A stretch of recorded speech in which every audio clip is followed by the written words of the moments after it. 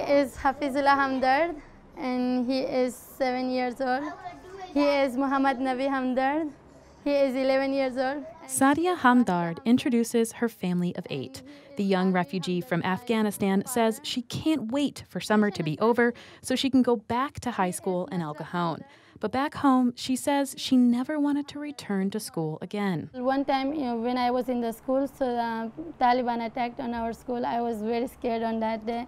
So my father also was worrying about us. That's why we came here. She says she went back after about a month, but eventually the Taliban forced her family to flee. Those are the letters that Taliban sent us. They put it in front of our door. They arrived here late last year and say they were placed in a 2-bedroom apartment by a local resettlement agency, the International Rescue Committee, or the IRC. This was where my brothers sleep, and this too is for my sisters. So how many people are in your room? And in this room, there's 4. Now they may be uprooted again. They are one of 3 refugee families in the complex that received a notice to vacate late last month because of too many occupants.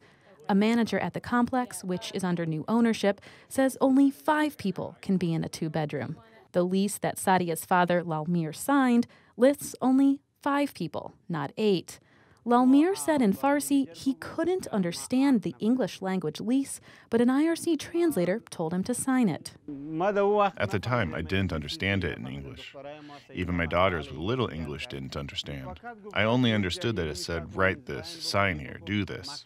And I did. 2 neighboring families who speak Arabic told KPBS similar stories. The families of 7 and 8 say they have to find a 3-bedroom, which would be more expensive.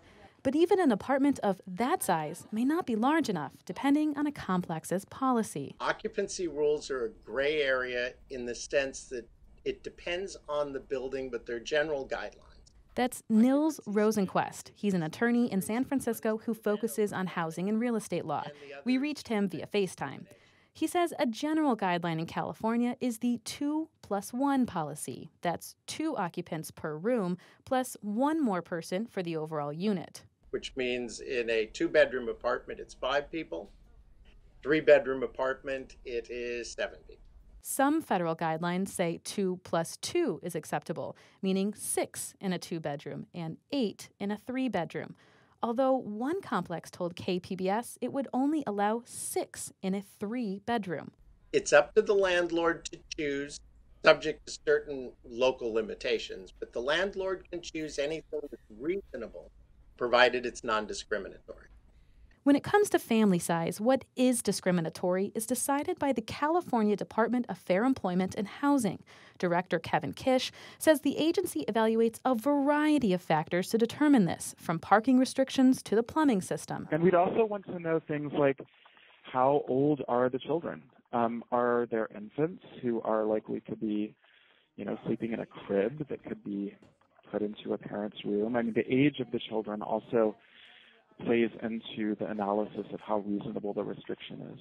He says anyone can file a complaint if they feel a policy is too limiting. Ready? Go. Ed, go. Back at the Hamdard apartment, the notice says they need to be out by the end of this month. The family is familiar with moving around. This my house, Taliban burned. Father Lalmir says they relocated 7 times in Afghanistan after the Taliban threatened the family over his humanitarian work. Taliban said, don't work with the government, don't work with the peace program, don't help desperate foreign people, and don't distribute produce materials. After an inquiry by KPBS, the vice president of the company that now owns the complex said the families would be allowed to stay until they found a new home. Tarryn, Mento, KPBS News.